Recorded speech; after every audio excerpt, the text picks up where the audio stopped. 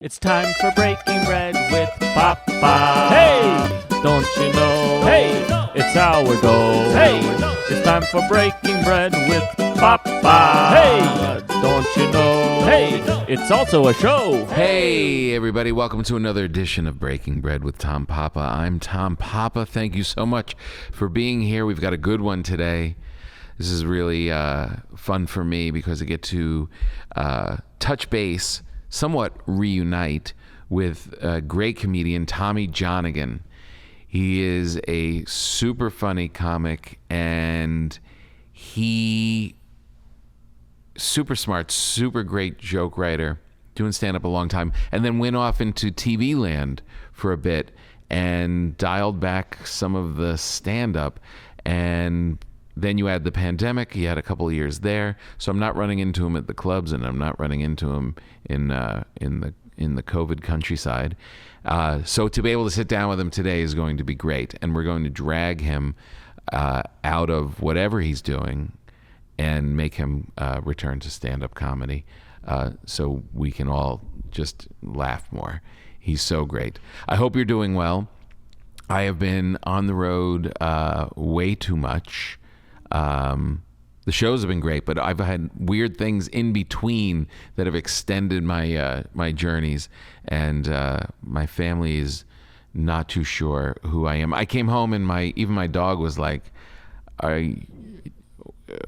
you the guy that's normally in that office?" They didn't even. Well, it's been a long time when dogs are not that excited when you walk in the door. All this is being said, I have not cooked, I have not baked, I have not done anything, and I'm feeling like I'm neglecting that part of myself because the weather's changing. It feels like I should be baking more than ever, and there's no end in sight. So I literally had to call home and ask them to feed my starters to keep it alive, and I just found out they did not. So I'm not even sure what's waiting for me. I just flew in from Vegas to here, so I'm not even sure if they survived. It's hard to kill a sourdough starter. You can pretty much I'm sure I've talked about this 1,000 times, but if you neglect it, it forms alcohol on the top. And old-timey desperate people would call it hooch and actually drink it because it could mess you up. A little liquid on top, you dump that and start stirring it around. You can revive starter pretty easily. It has to be really, but it can get pretty skanky and pretty funky, and it needs nursing. And guess what? I'm going back on the road again. I've got some big shows. Go to tompapa.com. Look up my shows. I'm coming to Albany at the Egg. I'm also going to the Count Basie Theater in November. This is November 11th and 12th. And those are two big shows that I definitely want you to come to. I'm also doing a bunch of shows in Florida, Fort Lauderdale, and Orlando. I think those might be near sold out. San Francisco will be over by the time this airs. A bunch of shows still coming up through Thanksgiving, and then we're off into the new year. So we're putting a bunch of shows on sale for the new year. I've got to come up with a name for the tour. Joey is my trusty sidekick. Right now on our tour, we have I think 3 different names of the tour. People say A Great Day, The Greatest Day, the Family Reunion Tour, and the Tom Papa 2022 Tour. It's really a mess. We've got to really dial it in and do something. It's ridiculous. People are all confused what the hell we're selling. All right, we'll work on it. So like I said, I couldn't get bread for this interview, but I got some bread from our trusty friends at Lodge Bread here in California, in Los Angeles, Culver City. So I'm going to give some bread to my good friend Tommy Johnagin. Enjoy the show. Nice to see you, Tommy. Nice to see you, buddy. I know, it's been a beat. it feels like it's been along forever. Yeah. Because there was also a pandemic in the middle. I don't know what you're talking about. I mean, we're traditionally people that see each other every few years, and then when you add two of that. I normally bake bread for my guests, but I was in Las Vegas last night. Oh, they don't have ovens there? And I should have just taken it. So this is one of my favorite breads in Los Angeles. Oh, this is exciting. This is the guys from Lodge Bread. They've been on the program, and you can open it up and smell. This is a good bread. Yeah? You and your family will love it. This is an olive loaf. I've never had an olive loaf. When you said olive, I assumed olive oil. No, it's got olives baked in it. It's Wow. so good. My recommendation bananas. is a little cream cheese. Toast that with a little cream cheese. Oh, This is the best Butter looking bread too. I've ever seen. yeah. Mine look pretty close to that. I mean, I won't know. When you come back, I'll get This you a is- bread. this You don't is have to come exciting. on the podcast. Also, I will this get is you a a place bread. I'll have to find in my real life now. There's a website's on there. They're amazing. They really are great. So yeah, there Do you you need go. to leave that there? Or put it. What's the aesthetics here now? Yeah, leave it there. Some Great. people have started eating the bread on air, and they look desperate. Yeah, I don't know that move. I don't like. Also, we just have a thing where people are like, "Let's meet for lunch." I don't like kind of eating and having a conversation in general. Food's falling out of people's I know. mouths. Like, can we just? People get very angry during the podcast when they hear chewing. Oh, I would be one of those. It's like that. What is that? The ASM? Is that the Yeah, SMR. thing? Yeah, ATM. That's something way different. But I don't enjoy the sounds of lips and smacking. Yeah, there's. You see, we were playing that on the radio show about how The Bachelor is really mic'd up the making out. Oh, really? Yeah. Oh, it's so gross. That's It's just gross. And even that kind of gave me goosebumps. It's really so disgusting. Yeah, so you don't have to eat it on, but it will. That bread will last you the rest of the week for sure. Really? Yeah. What you said toast it. I'm gonna get back to this. Toast it to make and sure I'm also doing just it right. and just toss a towel over it at night. You can leave it out. What's the thing? Can I ask a bread question here? Sure. What if you like a bread warm but not toasted? Is that an oven situation? How do you do it without ruining it? It's an oven situation. I would just toast it lightly. Yeah. All right. Yeah. I mean, you could stick the whole loaf into the oven at 200, just for 5 minutes. All right. And I'll try different versions. Yeah, you can. Yeah, you could go out of it. What have you eaten today? I had a Koya plant-based protein shake. Oh, It's a brand that I found through this person. I gained weight during COVID. right. And I've gained weight just touring. You gotta go. I don't know how your life is. I've always been up and down. Yeah. And then I get up and I go, I'm just gonna lose weight.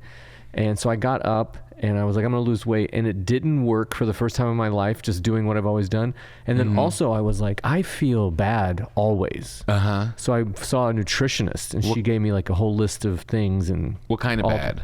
What do you mean? I felt bad? sick a lot, but not actually go to the doctor. Just kind of my body's dragging. Yeah. Felt mental foggy. I didn't have COVID or anything, but it was just I felt slow and sluggish and kind of low energy. And then when I would eat, no matter what it would be, I would just have this crash after. Right. And I'm at the time I was on a Zoom, in a writer's room on a Zoom, and I had to just not eat food until 3 p.m. or so because I was my brain shuts down. Right. So I saw this nutritionist and she gave me a bunch of tips, and one of them was eat more fiber, and this drink is great, Koya. Oh. And I don't know if they're going to be around. Sometimes drinks pop up and they go away. Yeah, it's true. So I'll just gain 40 pounds if they do because I really count on them. It's a very filling little protein shake. Oh, that's good. I had a little experiment today where I flew back from Vegas this morning at 7. Oh, really? Yeah, and then had to go right to my house to do my radio show, and so I haven't eaten. And then I don't know if this happens with you when you go on the road. I go on the road and my family just kind of lives like raccoons.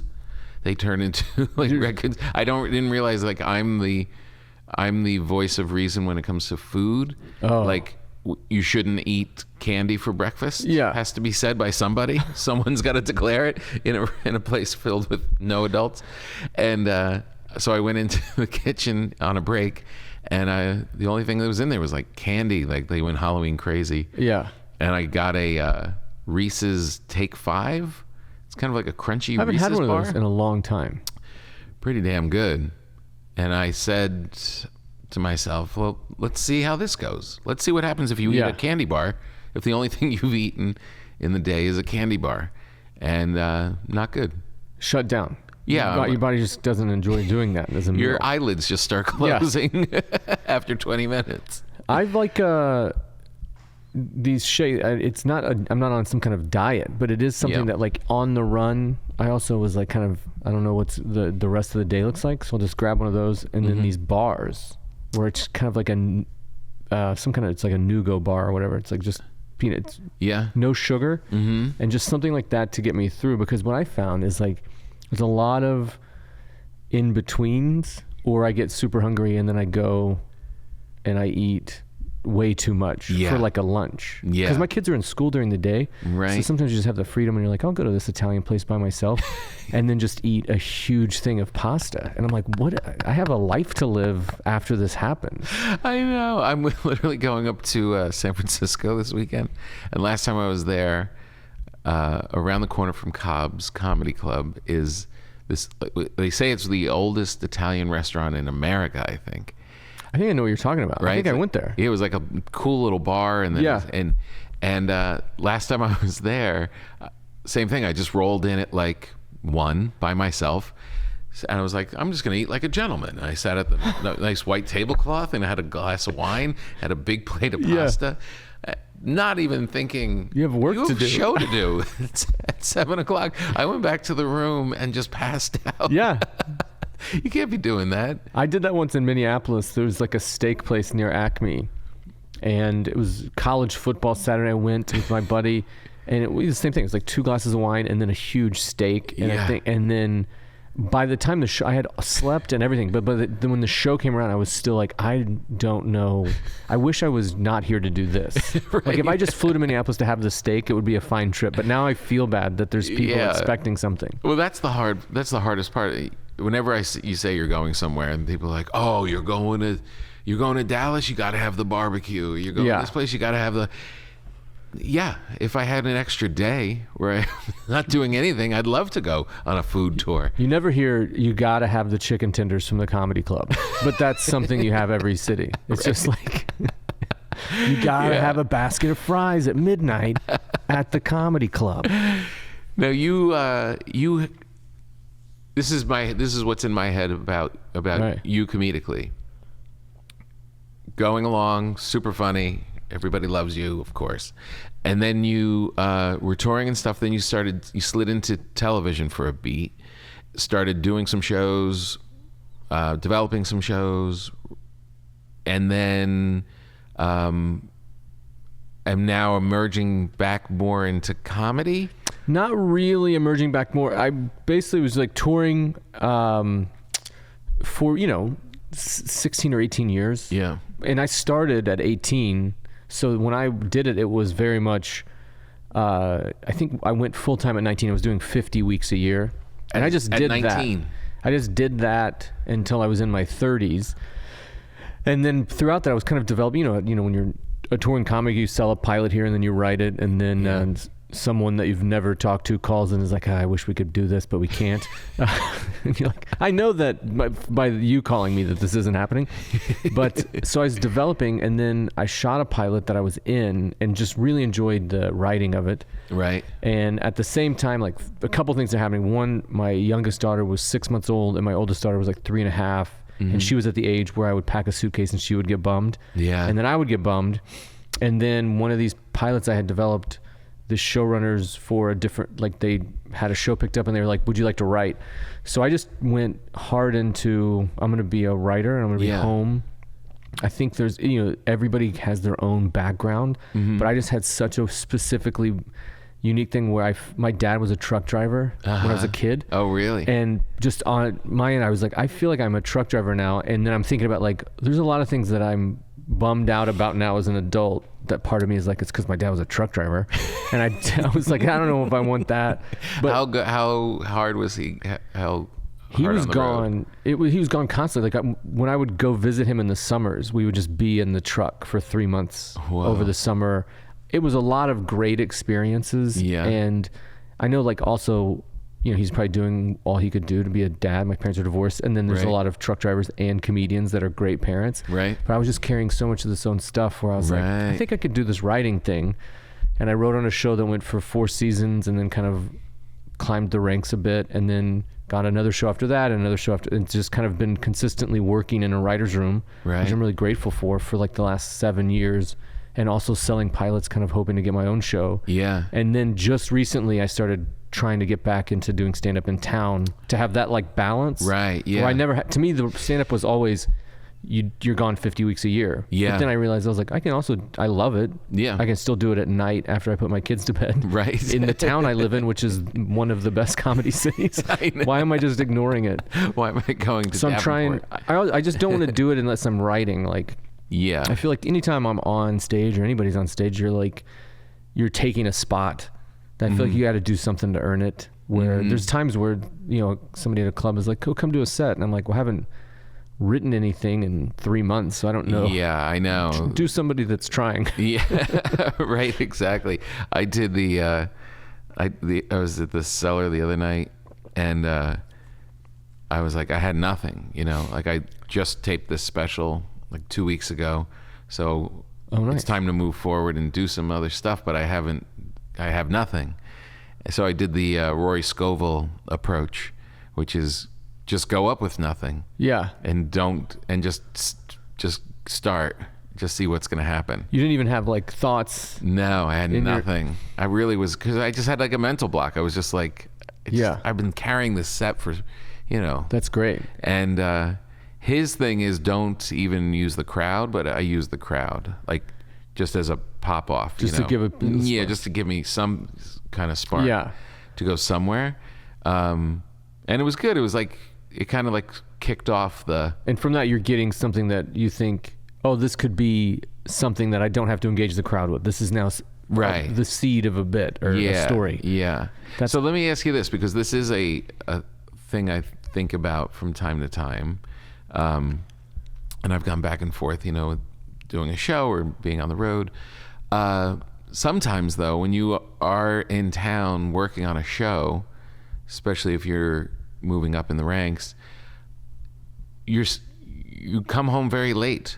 Oh yeah. It's almost like, yes, you're home and you're waking up and the kids know you're around. Yeah. But in a way, it's not like when you come off the road, dad's around night and day. I always looked at that where you're like, there's so much more when you're home, when you're touring and you're home. Yeah. And you don't miss a thing unless you are not invited. Like, Right. kids get to the age where it's like, no, you can't come. Yeah. But I'm here. No, I've got a preference. I've lucked out on like most of the shows that I've done have been, the hours were good. Okay. And then also doing it in Zoom. I started Zooming from my backyard, smoking cigars during the day, and then my kids would come home and just like see, and they would just like be on the screen waving at people. But I had one where the hours started to get super late. It's like I loved the show and the people I worked with, but just thinking about it just on the hours. Yeah. And I don't want to sound like ungrateful for a job, but that's the first time where I was like, so if my options are both including I don't see my kids very much. Yeah. I think I would rather, because I love stand-up. Yeah. I want more in some ways because it's everything you think is funny gets its day in court. Right. You're not in a room where you're like, I think that's funny, and then just somebody goes, nah. And you're like, I feel like I've earned the right to prove it, right? Can we try it? Yeah. And then, the developments of it, there's so many annoying things where the Right. best thing just to stand up is you do it and it's fun, and if it's not good, then you'll know. You'll have, Right. in 7 days, you'll understand if that bit is good or not. Right. So the TV thing's got to it's got to fit your schedule and be what you give you the life balance that you want. You're not just going to go slam on something. I would not want to, it would not be as an enjoyable, because the trade-off to me was I'm not doing stand-up and I'm going to see my kids. Right. And then you get to the point, you're writing until like 2 a.m, and then you wake up for breakfast and Yeah. it's like everything you can do to be someone that people want to be around. Right. Like I left it and I was like, I think we went to like couples therapy partly because I was like, everyone hates me, right? Like I'm just unpleasant. Oh, really? Because I'm so tired. Yeah, I remember Greg Fitzsimmons talking about how he would sleep in, like on school days. Like he would Because he was up so late. because he was up late Yeah. working on whatever. And I don't know if it was stand up or working on a show. You know, he does both also. And I was like, I never did that. I never slept in. If I heard the kids puttering around, Yeah. regardless of when I got home or whatever, I would get up and just wander into the kitchen like a bear, you know, Yeah. just to like, just because Well, if yeah. I heard them skittering around, I had Yeah. to at It's least basically check in. Yeah. You want to be like in the attendance, you want to be counted as present. Right, exactly. Yeah. I yeah. may not When they have do the roll best call. day, but it's like here. Yeah. I'm the same way. Does the alarm? I remember like coming home late from writing on a thing, or when I was doing more stand up in town, just Yeah. coming home from those shows and just like setting the alarm before I go to bed, and Right. just like this is the reality. Yeah, I know. And I remember like sitting on the steps once at the Laugh Factory and looking at the other comics and knowing their lifestyle. And I was like, you know, they were single, you know. Yeah. At a 10 o'clock show, they've probably been up for maybe 6 hours. And I had been up since 6 in the morning, Yeah. like going the whole way. And I was thinking, we should really be graded on a curve. Like we Yeah. have to do so much more. Also, when someone comes in, I've only done sets at the Laugh Factory twice, and I would say mostly pleasant, but like each time something not great happened where it was this thing like you were on a show, Yeah. I was up next, and then a comic comes in that is like, I don't think is completely a nice person and does the thing where it's like, I want to go on now. And they're at the point where they can. And they say to the manager, and I go, hey, I'm next. I'll just do 5 minutes. Right. Do you mind if I go now? And doesn't even look at me. He just stays with the manager. And he's like, I want to go on next. Oh. And I was like, I'm trying to get in my mind, because it's also a comic that could go 2 hours. Right. I was like, I'll do 3 minutes. And then I get to the point where I was like, I don't even want to go up. Yeah. And I stayed and I watched this dude do an hour. And when he first went up, the crowd was so great. And then he went up and he did an hour, and then it became like 45 minutes of meandering and kind of just ruined him. And I went on stage and I do like my first bit, and I was just like, you know what? I don't want to be here. You guys were so great. It's not your fault. I have been wanting to go home for over an hour, and I'm just going to do it. And I left stage in like 90 seconds. Wow. I can't believe you stayed. I was out of this thing where you're just like, it's going to end soon? They're going to get better? Right. And then kind of you don't that, know like, he's going to do an hour. Yeah, you're like, when is this happening? I got to a thing in the same place where because you're on this schedule, you're a dad, Yeah. you working your ass off, and you don't show up to those sets lazily either. You know exactly what you're going to Yeah. do. You're not wasting time. You're there to get a job done. I'm working. Work on this stuff. Yeah. And if anybody would come and like bump the show, even if like it wasn't bumping me, it wasn't personal. Just like It was staggered. two in front of me, and all of a sudden they show up and they're going to just go on and bump everybody. And like, how about call and let everybody know? So you know what I mean? I don't care how big you are. Just let them know. I've heard Ray Romano still calls. Yeah. Like all kinds of comics will just call and put in Totally. avails. Or like, you know, Seinfeld will come and do 20 minutes, you know? Fine. I would just walk out. You would leave instead of being, that's great. Do So, you tell what's going someone on? or do you just leave? All right, good night. Wait. Are they going on? Yeah. All right, good night. And just get in my car and go home. That's great. Yeah, there's no way I'm That's sticking way better around. than going up and just letting a crowd know you're furious and then leaving, which was my approach. That's a better story, though. Yeah, I don't think I built a fan base that night. It's a better story. Yeah, Laugh Factory has a weird mojo to it. What's your life like? You just recorded a special and you went up. Are you now like in this, I got to do a bunch of sets in town to build up, or do you go on the road and build it before the special comes out? I like building, like it's going to come out in December. So You got a couple months to get some just head get start. some chunks. Yeah, like I'm going to be at Cobb's this weekend. Yeah. And back to that. So all I'm thinking about is that Italian restaurant. Like I'm going to go up there this weekend, and I'm like, I really want to go back and eat like that, knowing it's the total wrong move.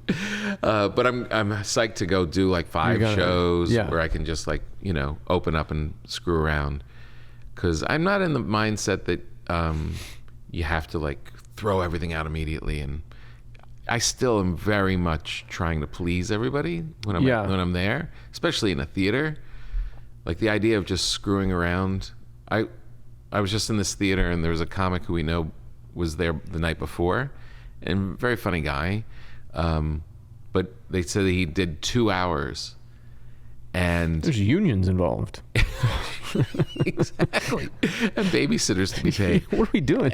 And was like doing stuff, but then like trying things out that like wouldn't work, but like playing around. I do not have that ability in my head to be in a theater where people are coming to see you. Yeah. I would be panicking. Like, oh, they're never coming back when I come through.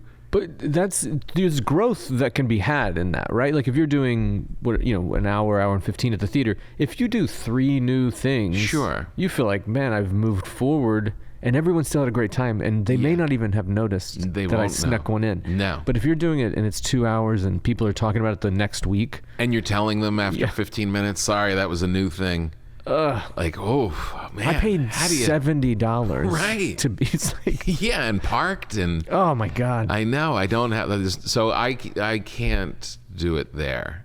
So I try to do local and try and like use those sets to like at least get me some basis of something. It won't be finished, but then I can at least put it in lineup when next time I'm in a bigger show. And then when the thing comes out in December, you use a couple good chunks of new stuff. Yeah. And everyone's happy. Yeah. And if I can hustle up, you know, maybe get a little bit more, but you know, there's that thing, sometimes they want to see you do something live, you know, that even though they know it or saw it, they haven't been in the room with you doing it. The whole like throw your material out after a special. Yeah. That wasn't an audience vote. There was comedians being like, I'm going to do a thing. You know what I mean? Right. It's like when you walk into a gym and someone's like, I'm going to bench press 500 pounds. And it's like, nobody asked you to. Just get in shape. We're all just trying to live longer. But the whole thing, I looked at it. I remember John Panette was super nice to me when I was younger, and he brought me on the road a bit. Oh, yeah. And I was like always in, you know, you always have to worry about something. Yeah. When you're like, well, what's going to be the thing? Yeah. But that's going to make me not able to do this again. I'm going to repeat a joke, and they're going to say, you got to get out of town. And he said, and he was someone that, like, I worked with him in theaters and clubs, had such a loyal audience. Yeah. And he was like, when you release a special, the next time you come back to the city that you did it live in, like not even disregarding the special, like the special is a commercial. He's like, if you have 25 new minutes, they think it's a whole new hour. If you have 20 new minutes, they think it's a whole new hour. And then because probably the 45 you're keeping is some of their favorite stuff that they've never seen live anyway. Right. So right. That's a great way to think of it. I never liked the pressure of that. And there's also a very funny thing of just, I don't know if it's stand-up specific or just people, where it's like, well, I did the special and obviously everybody has seen it. All of the people have seen all of my stuff now. I mean, if there was one person left that hadn't seen my body of work, I could repeat a material. I know. I remember Seinfeld said that to me once. We were having this discussion. He goes, these people who think that everyone's seen your shit, how arrogant are you? It's crazy. I mean, he's the biggest thing there is, you know, and he's like, they haven't seen my shit. How big do you think you are? I posted it on Instagram, so it's dead. I burned it. 15,000 people saw it in a reel. Yeah, exactly. Yeah, and half of them saw it twice. Yeah. Yeah. I got to a place where when I was touring, I was doing some theaters. Yeah. But like few, mostly clubs. And then it was kind of like, I was feeling the ticket sale, like it was kind of becoming more my audience in the clubs. Yeah. But even then, I just lost the tolerance for bad, just like disrespectful drunks and which I think kind of you weed out a big chunk of those when you're doing a theater of any size. 100%. But I got to the last 6 months I was touring, I didn't even know that I was going to start writing on shows. Yeah. I was just there was a possibility I was going to do it forever, where I was kicking people out from stage once a week. And just, it was the whole, like, sometimes the staff was great and they'd escort them out. And then sometimes I'd get like people throwing their hands up and I'm like, I get that you're confused, but the show doesn't continue with them in here. We can all make a choice. And it became so, I would get like too mad and too, so I was like, I need a break at minimum. Burning out. Yeah. Yeah. It's a long time to do. It's like 16, 18 years doing clubs that much. That's a lot. It's a lot. And it is a hornet's nest. A club is a hornet's nest. And alcohol is a huge part of it. It's just, booze is, it has an impact on people. Does the cellar have a max, to like a 2-drink maximum? Or I don't think so. But they will flag you, like if they see them like they don't let people get too crazy. Yeah. There's some clubs. I mean, it really is like there's not enough clubs that are great that you could only do them and make a living if you're just doing clubs. It's a handful. But it's, if you could just do Acme and Comedy Works and Columbus Funny Bone, I think Stroop does a good job there. It's like there's so many clubs that just do it like they're doing. I know. It just it's like it's wherever you go and there's like the owners involved, you're gonna be in good hands. The first headlining week I ever had was I think I was probably like 22 years old. Wow. And I'm like, well, I'm headlining now, I should wear a suit so people take me seriously because I look very young. And I think it was called the Baltimore Comedy Factory. And I show up, I'm in a suit, and the first thing I hear is I walk in and they don't even look at me. They just go, $17 all you can drink. And I'm like, wait a second. I'm not paying, but what is the deal here? And the ticket, I'm like, how is this legal? It was literally all you can drink once you pay to see the show. Oh my God. And it was I remember like they exit through a fire escape. And I'd heard a story of Roseanne Barr doing, I like to pattern a lot of my life after Roseanne, but she had bombed at Bear's Place in Bloomington, Indiana, and she like stood by the door and like looked everyone in the eye. And I had this moment where I was like, I'm gonna look all these people in the eye. And then I stand, but I'm in like a fire escape clangy metal stairway, just in a suit, and it looked like I'm like a butler all of a sudden. It was the hardest. And then I was like, I don't know if there's other factories, but like, we have to lay some people off because I'm not going to keep doing this. What a nightmare. I didn't realize you started so young. Yeah. I mean, I knew that I wanted to do it at such a young age that it was just like, one time I was also like, I treated it since I was 7 years old. It was all from Letterman. Yeah. I was watching Letterman. I've told the story. I've bored people with the story, but I love Letterman so much. And at some point he's going to listen to a podcast. Yeah. But my stepdad, I was living in Illinois and I was obsessed with Letterman. My stepdad goes, oh, he's from Indiana, which is basically Illinois. Yeah. And he goes, he started as a stand-up. And I had no idea. I'd never watched stand-up. I didn't know you could make a living at it. Yeah. And I was just like, oh, I'll do stand-up. I mean, I'm almost Letterman right now. I'm from the Midwest. All I'm missing is stand-up. Yeah. So from like 7, I would just tell people I'm going to be a comedian. My mom would tell people. And then one day I was at the gym in my hometown. Yeah. And there's this guy there that his nickname is Curly because he's covered in Three Stooges tattoos. Like he's been on TLC level of tattoos. And he was always really nice to me. Yeah. And he's like, I'm doing stand-up. You want to come? And I was 18. And my first ever stand-up that I'd ever seen was a live open mic at the Fairview Heights Comedy Etc. Club in the Ramada Inn. And Curly was doing a set? And he did a set, very different act than mine. Uh-huh. His tattoos came up, I bet. And then the next show I saw, I did. Wow. So even when I was coming up, I never had an influence.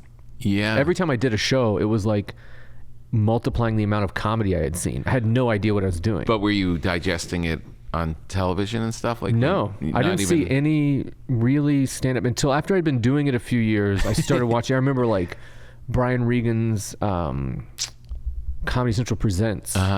I think it came out in like 99-ish, 2000 or something. But I remember that being like one of the first Eddie Gosling's thing. So what were you doing? Think you did a Comedy Central Presents early on that I saw. It was like a big thing. So when you were when you were 8 years old smoking a cigarette at cocktail parties telling people you're going to be a comedian, you weren't even checking comedy out? I didn't know what it meant. It was just you and Letterman. I was like, I'll just do it and be Letterman. Someone has to do it when he's done, right? That's great. and it was really insane. I think a big part of it, which is kind of, I take a little bit of this when I parent my own kids, where no one was like, how do you do that? Or how do you make money? They just treated it like a fact. So like when my daughter, who's in gymnastics, is like, I'm going to make the Olympics, I'm just like, all right, well, the first one you qualify for is 2028 by age. She's going to, like, I just, like, I told people I wanted to be a comedian, and I started with a guy covered in Three Stooges tattoos. Who knows how things work out? We're not all Simone Biles. It's so funny. Yeah, I had never been in a comedy club, but I was watching all the comedy I could. Like, yeah, I was very keenly focused in on what they were, but I'd Did never. You feel like that bled into when you started? Were you doing someone? Yeah, kind of. Well, I don't know, somewhat. From the influence, I remember I had a trench coat, so I thought I was Sam Kinison for a little bit. Yeah, I was heavier and I had long curly hair, and I was just all energy, just because. Oh, can that picture? Is there a picture of this somewhere? There's a video. There's a VHS tape of it. Oh. My wife calls it the tape of my crazy brother doing comedy, because it looked like my face. Oh God, is in there, I really have to but see it's it. all you can see, and I was lunging a lot and just going really fast. Isn't this funny when you look crazy? I watched the one that like Chris Rock's Bring the Pain. Yeah. And then like those were the first, because I started so young. I was still like living at home, and we didn't have HBO. Like I was like only like, I was still like, my mom doesn't allow me to watch R-rated thing. So I saw Bring the Pain, and it blew my mind. Yeah. And then I saw Bigger and Blacker, and I was like, how can you do that when the expectation, I thought Bigger and Blacker is like, the expectation that you set with Bring the Pain, Bigger and Blacker, people should be like, well, that's not very good, because it's not, and it just was mind-blowing. Yeah. And then seeing Pryor and having this thing of like seeing like Chris Rock and Richard Pryor, who are like nothing like me. Right. I was like, I didn't lean into any of that. But then at one point I saw like Brian Regan and then Mitch Hedberg, and like, it felt like, oh, I'm like mimicking that on accident. Yeah, that's closer to me. Yeah. Where it's just the energy of my, and at one point I was very like monotone in delivery, kind of like Mitch Hedberg-esque, but I started that Regan walk where I'm just kind of taking these wide steps and side pacing. And then I remember I was somewhere in Iowa, and I'm doing this, like the sound doesn't match what you're seeing, but I was like, this feels like my zone. And I just hear a woman in the front row go, why is he walking like that? Which is like a mean thing. What if there was a problem? I know there wasn't, but like, you can't ask that question. What's he doing? So as soon as she did it, it's like a video of like evolution. I just like went upright and became like straight up. I stopped walking like that. And then that was like a couple years of standing there still. That's a cool moment though, because then you're like, it's all about the material. Like you start to like, you realize these embellishments maybe aren't necessary, and your writing gets better. That's what I felt like. The writing of that was always, to me, I'm like, I'm a writer more than a performer, which is what I meant by I'm not like Chris Rock and Pryor, because they felt like very. It seems like odd that I'm not like them, and I just listed two black guys, and then I said, I'm more like them, and I listed two white guys. Right. So that's just pinging around in my head right now. I just meant like the confidence of those people. No, yeah. But you're in a safe space. This is all about comedy. I knew exactly what you were saying. I remember like I met Brian Regan at it was like 2006. I've been doing it a minute. Joe Bolster introduced us, and Brian Regan at the time, I would be nervous right now. But in that moment, there were so many comics that were just like all physical movements. Yeah. And it would be like that thing where you like got to a town and they'd be like, do you like Dane Cook? And it's like, that's how you divided comedy at the time. Yeah. So I was like, oh, I really want Brian Regan to know that I'm a writer, that I really focus on writing, which is unimportant when you meet someone in a green room. But I was like, if I say that, he'll probably go like, that's great. You should come on the road with me. Right. I mean, that's the natural progression of meeting a stranger. So I go, we meet, and almost right out the gate, he was like, oh, you do stand up? He's the nicest guy. And I go, yeah. I go, I'm not really a big act out guy, which I didn't realize. I'm like talking to a guy who does big act outs. Yeah. I was like, I'm not really a big act out guy. It's just like me and my pen up there. And there's a beat, and he goes, what do you mean? You go up there and then he does the Brian Regan, he holds a fake pin. He goes, you're like, just like, oh. And it was not mean, but it was like killing in the green room of him, which rightfully so. I said the dumbest thing you could possibly say. It's pretty bad. But then it led to like me standing by Joel Bolster, watching Brian Regan talk to my girlfriend at the time. Like they're both knee slapping, having the night that I wanted. And then Bolster's like, we're going to go to a restaurant or something afterwards. You want to come? And I was like, we have to go home. We had driven 4 hours to see the show. We didn't. I just drove back mad that I had could have ruined sat with them. We were blew gonna it. stay. I just left a state because I had ruined it.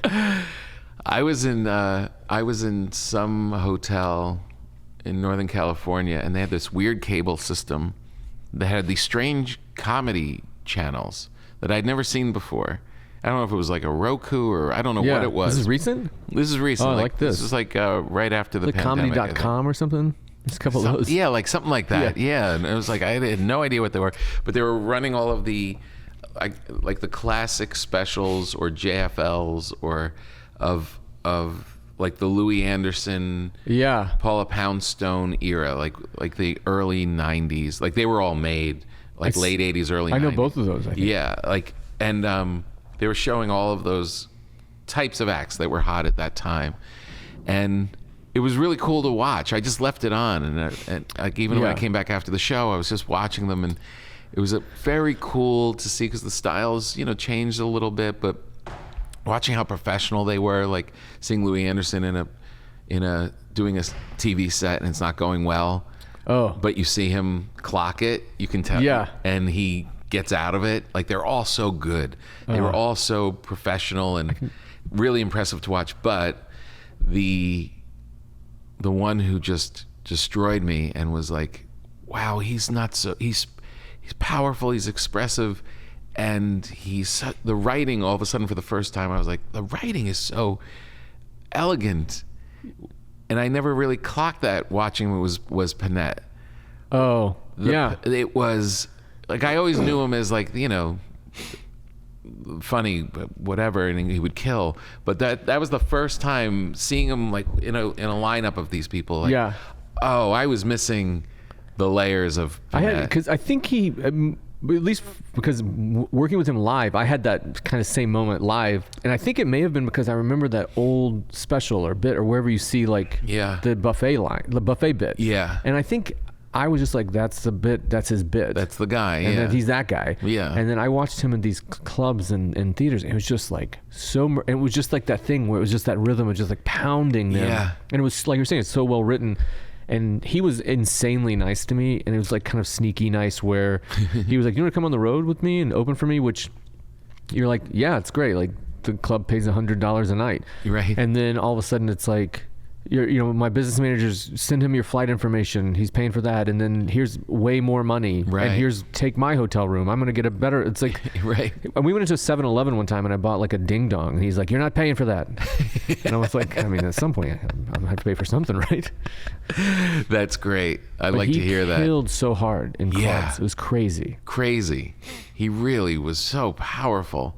I just saw Joe List. Remember Joe? Yeah. I saw him at the Improv. Oh, of course you do. At the Improv here. He was in town. And it's the first time I've been just strictly an audience member, where it's not like I'm going to go up later, right, or I'm going to go, and it's a headlining set. It's not like a short set. Yeah.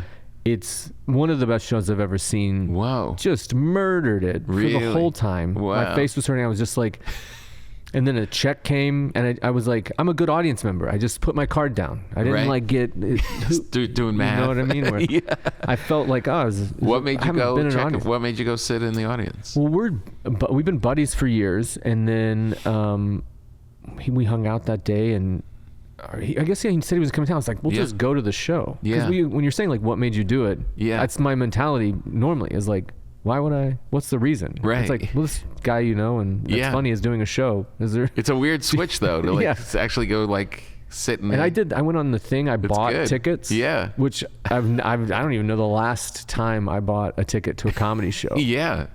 Like I saw Ryan Hamilton's full set he was like the Just for Laughs festival, which was like so great. Yeah. But there was a moment where he's like, do you want to do, even just like saying, do you want to do time? Yeah. kind of made me be like, I'm not an audience member. Right. You know what I mean? Where Yeah, you're like, totally.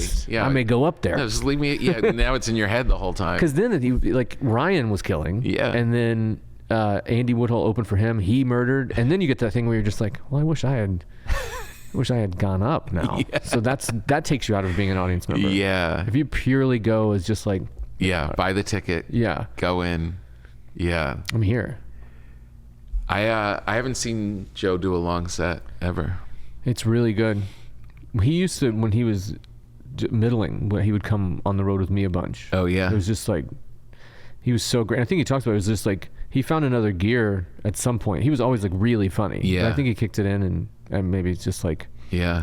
my style of, I just really enjoyed it. Right. Oh, that's great. It's crazy to not see full sets I know. of comics anymore. I'm like, maybe I'll start doing that more. Yeah, I mean, look just how I was describing watching television. Like it was Yeah. like I watched the whole thing. Like that's a big deal. Do you still, when you go, you're at the Cellar, it's like some of the best comics in the Yeah. country. Do you watch anybody? Yeah. Or do Yeah. you still enjoy watching it? I do. Yeah. And especially that place because everyone is so great, and you just kind of, and I'm not there all the time, so like you come in and it's like you're almost taking stock of what's going on. You know, it's like, oh right, everybody's at this level throwing heat.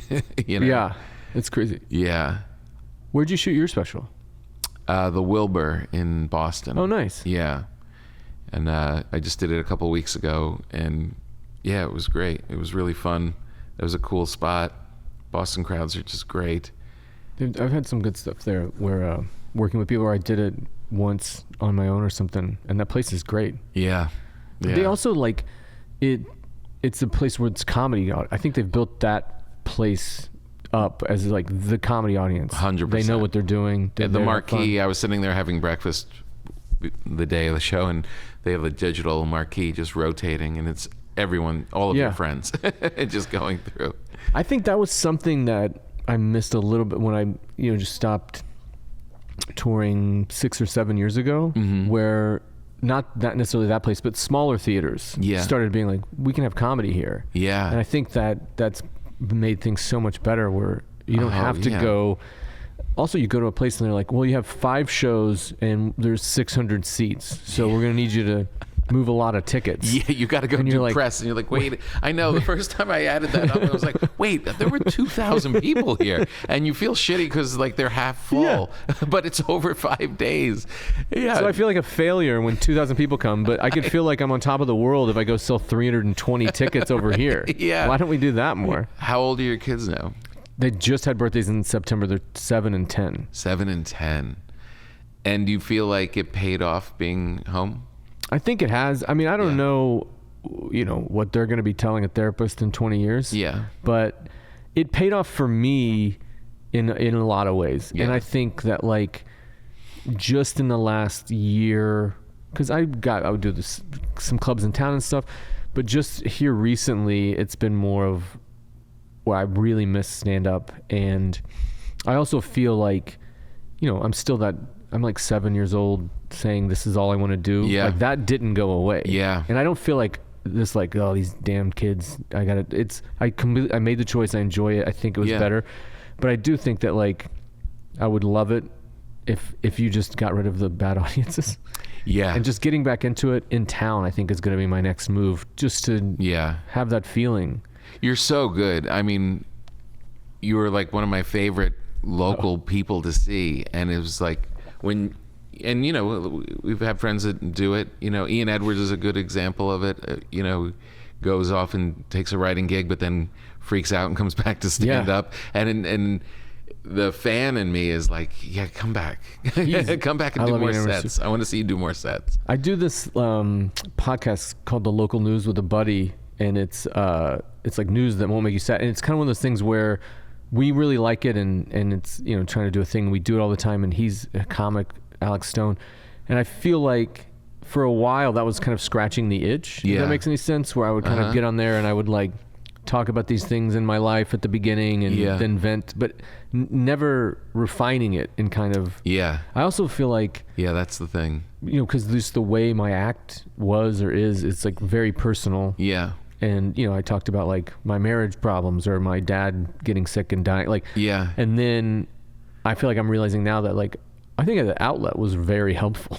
Yeah, where no kidding. There's moments where I'm like, why am I so mad right now? 100%. I was very conscious of that early on. Oh, that's great. Because I started stand-up, went for like a couple of years, and quit.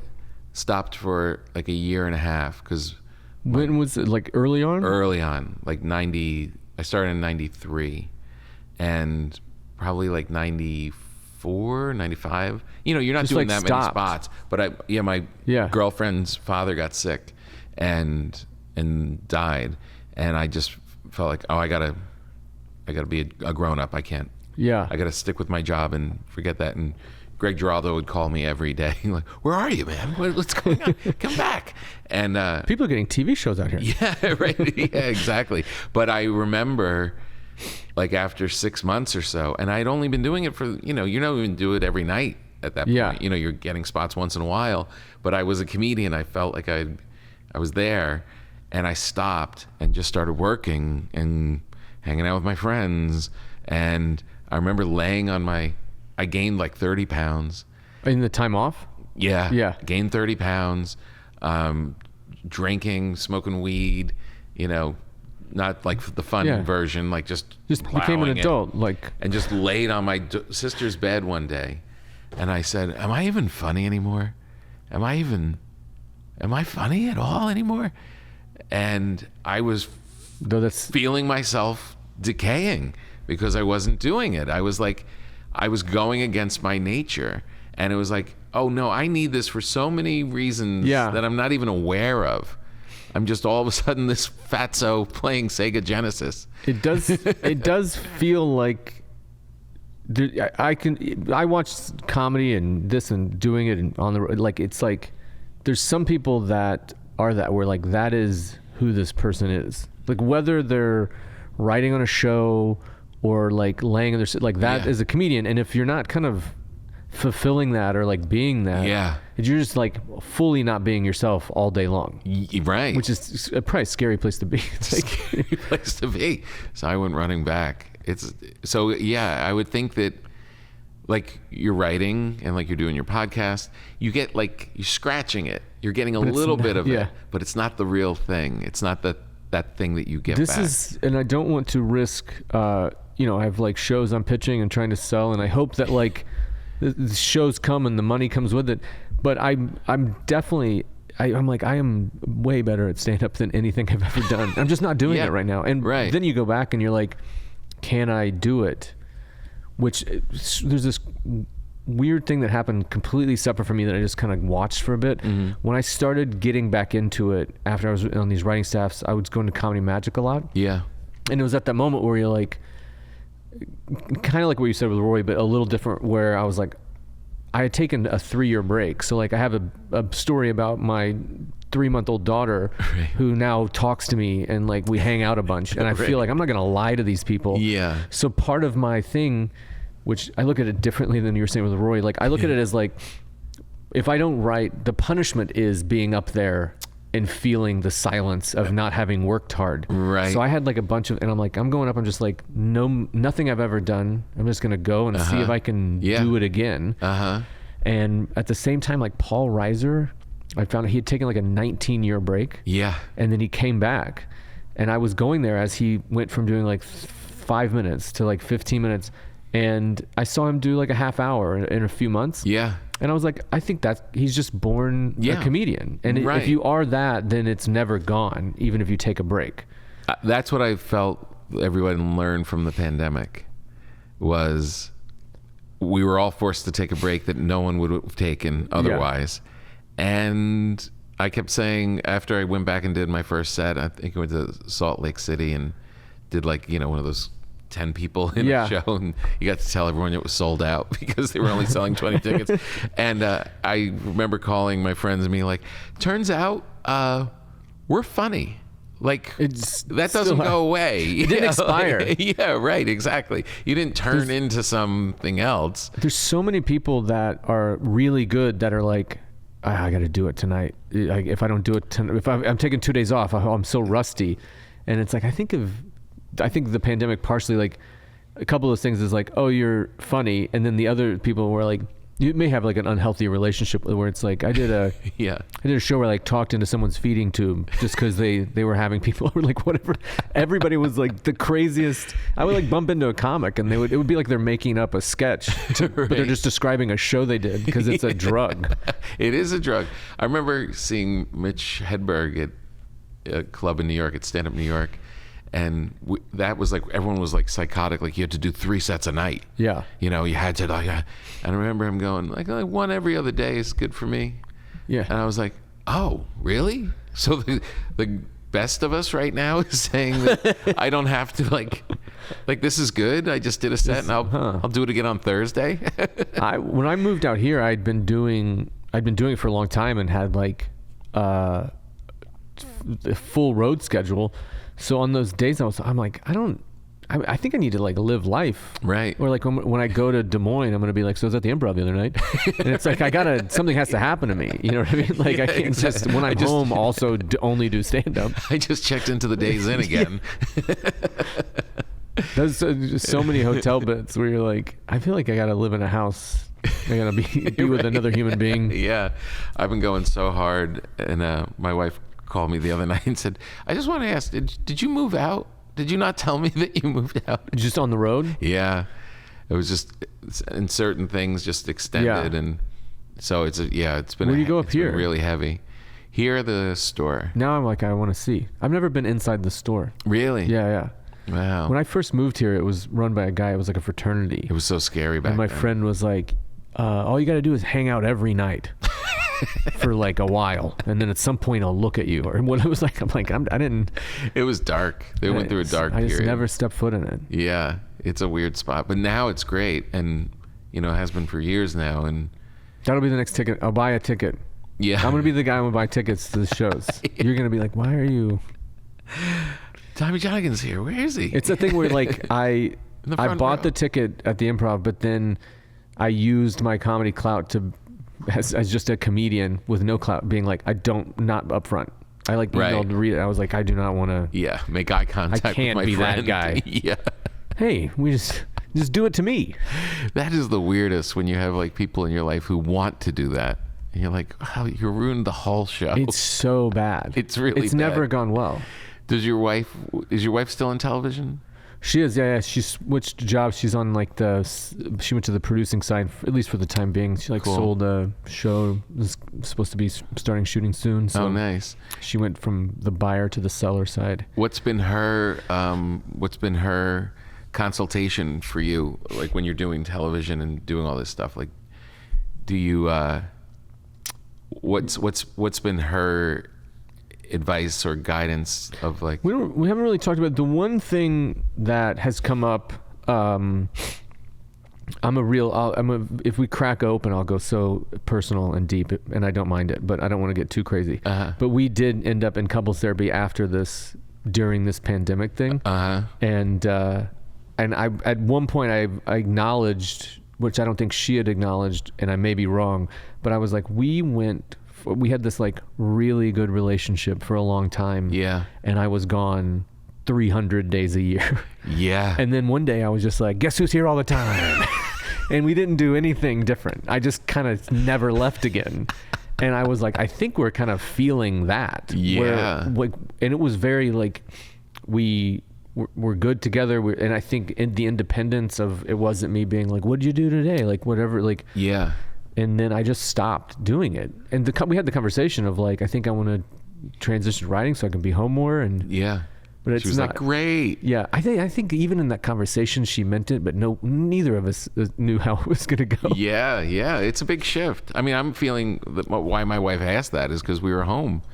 Like last Halloween, I was home all of October, and doing all the stuff, and playing with the kids and doing all the whole thing. And now I'm just like out, and it's like, all right, we've got to strike a balance. Like, yeah, some kind of. We got used to being around all the time, and that was really fun. And now I'm not home at all. You need like a kit. Yeah. Like something like you come and you're like, here's the road kit, and then I'm the home kit or whatever. Like some version of a. Yeah. And maybe even just acknowledging it. Just knowing, I think a big key was, and I know this seems like a no-brainer, but it was like, she should be included in this decision. Like when we're planning out January through May, like I shouldn't just be like with my agent, just like book it, all of them, right? It's hard to say no. So, but it's like just including your family in the decision is like. Our thing was also like, this is the only thing I've ever done. Yeah. So then I also had to get used to just being in a writer's room, and it was fun. Like I was like losing my mind over things that were just like regular parts of normal work. Like I'm like, we eat lunch at 1? I'm gonna eat when I'm hungry. Like I couldn't handle like, and also the idea that they're like, be here at 10 and it's like 10. I'm like 10:05, 10, like what does it matter? Like I missed a story or a YouTube video. Right. I had to get used to like being a regular person and then also being in a room. Yeah. Because I loved the fact that like being on the road, you're just alone so much. And I loved it. I really loved it. And then when I came in, it was also weird just on the relationship side of it, where normally you're in town, it's like, oh, I got a set tonight. Yeah. That's what it would be like. But now that I'm in town all the time, I've made friends. Right. And I have to be like, can I hang out with my friends tonight? It's like such a weird, I'm like, I'm an adult. I get that I have to let you know. Weird. Like you got to watch the kids. Yeah. I don't know how I've never got the balance of how to ask to hang out with my friends to her. Like, there's no way. Like, like someone invited me to like go on like a golf weekend. And I was like, what? I'm going to tell my wife I'm going away again and not coming home with money? Like, why?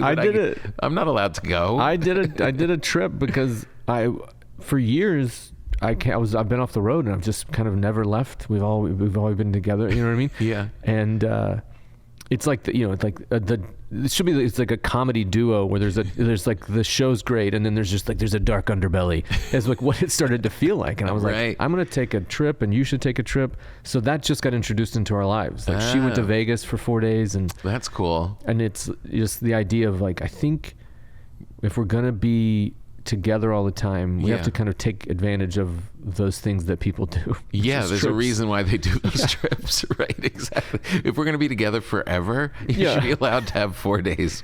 It's a wild transition to go from because you file your taxes. It's like I remember every year just kind of knowing how many days I was gone. Yeah, and it was always around 300. Wow. And then I've never added it up. Oh, when people are like, so how many weeks are you out a year? No idea. Well, it's a little different. I guess when you're doing theaters, you're not doing like a possible Tuesday through Sunday or Wednesday through Saturday. Like, it's right. It's Friday, Saturday, so it's shorter, but still doesn't. I just don't like to add it up.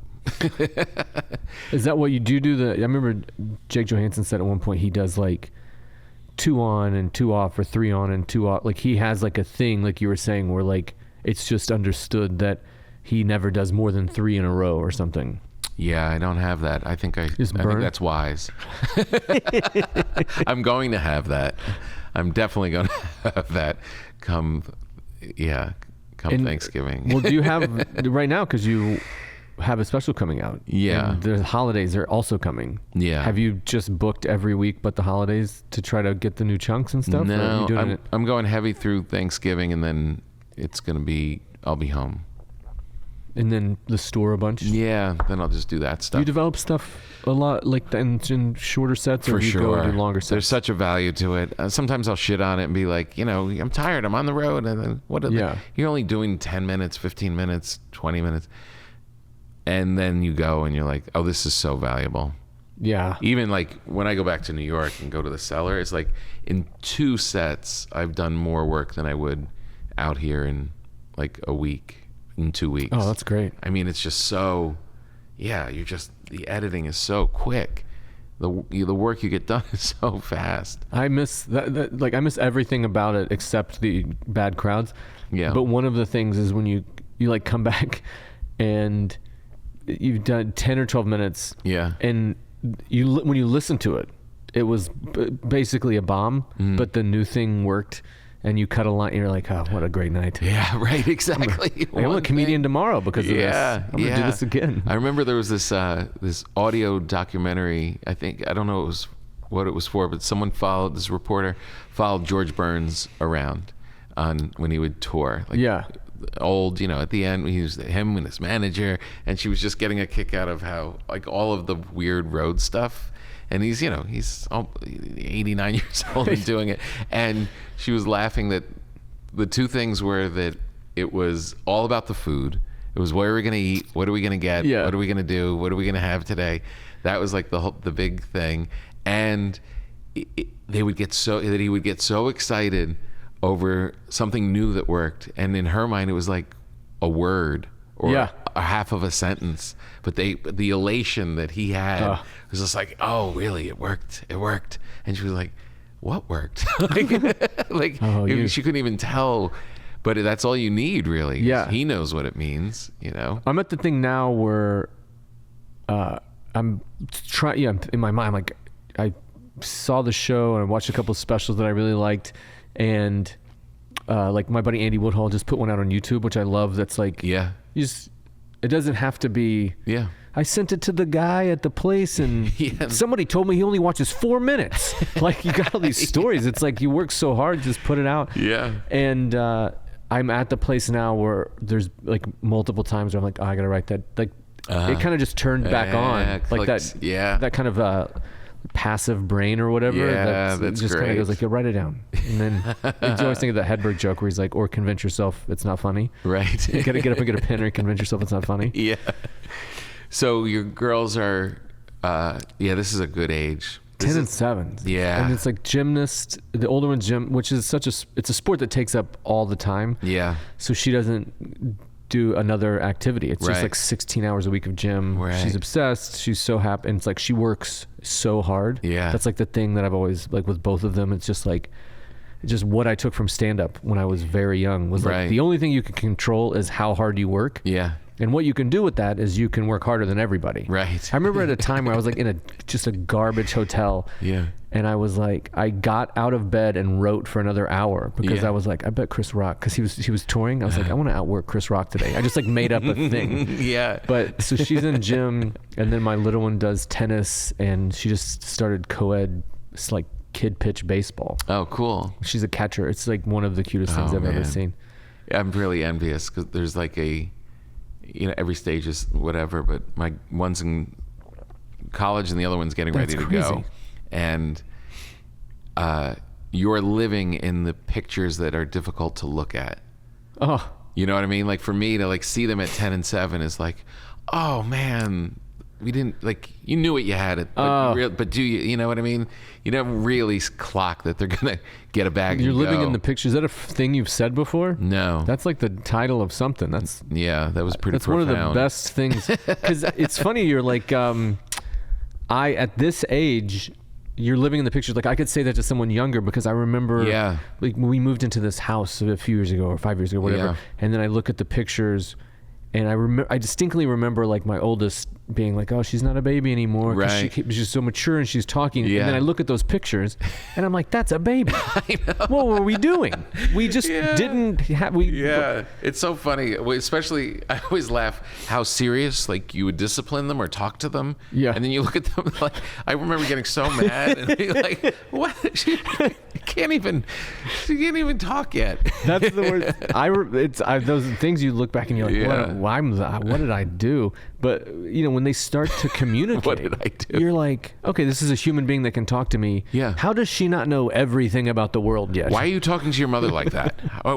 Is that really how you're going to talk to your mother? She's like, I've only been talking for a week. I do a thing where I hate it so much, but it's whatever it is. They do something that's like like a thing. Yeah. And I'm just like, what are you thinking? And in your mind, in the moment, you're like, why would you throw that thing? Because it's going to break something. But as a kid, you're like, I'm not thinking, man. I'm just like going through my day. I thought that would be fun. Right. I thought it would be fun, and now she's bleeding, so it's not fun. We all learned something. It really is so funny. How old is like college? What year in college? I feel like the last time I saw you, I think, or maybe not the last time, but at some point I saw your kids and they were still kids. Yeah, very much so. It was like yesterday, and now she's a junior in. No, she's going to be Wait, she is a junior. She's a We junior. started, yeah. She's a junior. She's a junior. And what's your son Holy cow. Both girls. or daughter? And she's 17. She's going to graduate high school. Where's the older one in college? I don't say on air. Nice. Yeah. Back east. Far away. Far from here? Was that a bummer? Yeah. No, because we love going back east. We have a lot of family back there and that kind of thing. What's going to happen is, but if both of them end up over there, You move? I don't know. Spend more time there for sure. When did you start thinking about that? Because I don't spend time anywhere but where I live. Yeah. So we got these season tickets to the UCLA gymnastics, and I'm like Nice. kind of, even though who knows how hard it is to get in school, I'm just like, go somewhere local because, and they're 3 years apart. She's only 10, but I'm like, don't leave. You know what I mean? Don't leave. Right. Exactly. That's what I've been saying that a lot. Like the thing you really want to say to the people you love is don't leave. Don't leave me. And, but it's really out of your hands. And like I'm It's better if they do. Eavesdropping on just hearing conversations on planes of older people whose kids now are parents with their grandkids. Yeah. And you hear a lot of one's in Portland, one's in Austin, and we get to see them a couple times a year. And then I think it was like, I haven't visited my mom in 4 years. Like, Right? my kids aren't going to be like that, are they? Right, exactly. I'm like, how cool of a place can I build? I know. But on the beach or something that they're going to want to come. I'm the grandkids are like an incentive for my parents to like want me to come. But also it's the whole thing of like they're like, we'll buy your plane tickets. And I'm like, it's not because I'm not doing well. Right. I'm not, I appreciate the offer. It's just, it's so much work to get there. And I guess I'll just be living that life one day. It's such a weird contradiction too, because like my parents are coming out for 2 straight weeks because they got like a cheap thing with their miles. And they're like, just to warn you, we're coming for 2 weeks around Thanksgiving. And we were like, what? 2 weeks every morning in the kitchen? Wait, what? And they stay with you? Yeah, they stay with us. That's going to be something. Oh boy. If I said that to my kid, fast forward 10 years, guess what? I'm coming for 2 weeks. And the idea that my daughter will be like, oh, you're going to be in my kitchen for every morning? No. Does it change when you have kids? Like, is it become you're like, we have our own life now? Because I've also, I don't know, maybe she'll let me know. I was walking out to school, or like walking to the car to go to school yesterday morning. Yeah. And my little one just had like a rough start to the day. And like when they came back from pandemic, I was like, listen, it's, whatever. Yeah. If you don't want to go one day, you don't have to pretend like you're sick, because then I feel like I'm worried you're sick. Like, you can just say, I don't feel like it today. Oh, that's smart. And then like last year, my like 6-year-old at the time, she was like, I'm going to take that personal day. Nice. So the other day I'm walking out and we have this whole morning of like, she doesn't want to go to school. Yeah. And I was like getting her to the place where I'm like, just tell me you don't want to go. Yeah. And she did, and she's like crying, and I'm like, chill out, lay in bed. It's not a big deal. It's like a Monday. Who cares? It's the first grade. Yeah. So I walk out with my older one, and this older woman driving by just like rolls her window down, and she goes, enjoy it while it lasts. Time, it flies by. Yeah. And the first thing I thought of was like, had she driven by like last week when I'm like, can you get your bag? Like, it just happened to be a great morning. Yeah, and I was like, you know what? It does. But I'm like, I'm trying to focus on like not being that guy where you're just like, can we hurry? I know. It's hard. Because sometimes you just have a short fuse. You got some other stuff going on and whatever. Yeah. But there was a guy walking with his daughter like on a little like tricycle or whatever, and just having like this nice little walk in the neighborhood, and I just blurted everything out. Oh my God, it goes so fast. It's reminding me with my daughter, and now now they're in college, and but those moments were like, oh my God. Yeah. And I wasn't even advising him. I was just spitting out my own stuff. And he literally was like, okay, good seeing you. And like he had no idea how important what I was telling him was. I had one of those moments where it was the first trip we'd ever left our kid, and we went 45 minutes away to some hotel on the water, and her parents came to watch. Like, we left her, but you do that thing where like the whole time you're gone, you're talking about your kid. So we're at a restaurant, we're in a booth like this, and there's a guy over there with a baby and his wife, and the baby's like younger than mine by like a month, Yeah. it looks like. And I'm just like kind of lost in it. And I'm just staring like way too much at this baby. Yeah. Being like, I can't believe we left her. What are we doing here?